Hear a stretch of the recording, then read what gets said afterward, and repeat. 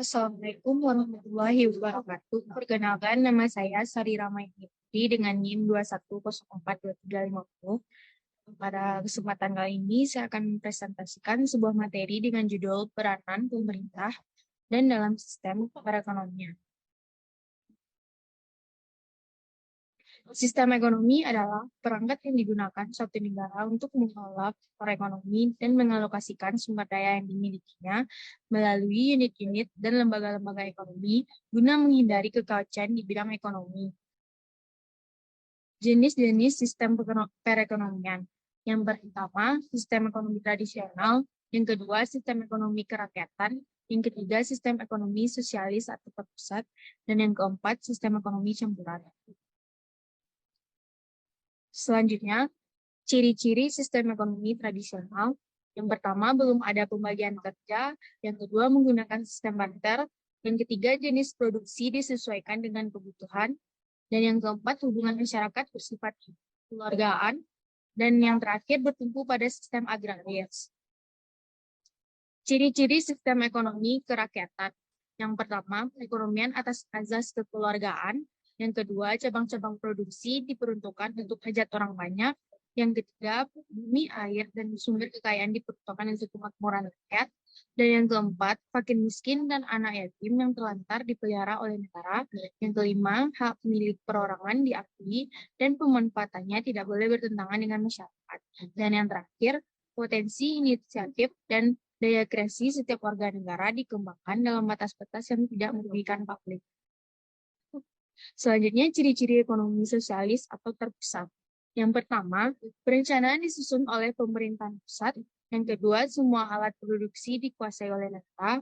Yang ketiga, produksi, distribusi, dan konsumsi diatur secara terpusat. Dan yang keempat, hak milik dan inisiatif dibatasi. Yang terakhir, ciri-ciri sistem ekonomi campuran. Yang pertama, adanya campur tangan pemerintah dalam perekonomian. Dan yang kedua, pihak swasta ikut campur tangan dalam kegiatan perekonomian. Selanjutnya, aktor dalam perekonomian.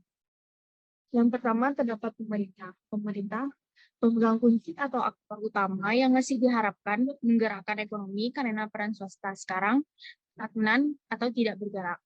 Yang kedua, cendekiawan. Cendekiawan atau intelektual berhubungan dengan penciptaan hal baru yang memiliki daya tawar kepada pasar serta pembentukan insan kreatif. Selanjutnya, pebisnis. Tugas pebisnis adalah berinteraksi dalam rangka perubahan ekonomi serta transformasi kreativitas menjadi nilai ekonomi. Aktor bisnis merupakan pelaku usaha, investor, dan pencipta teknologi-teknologi baru.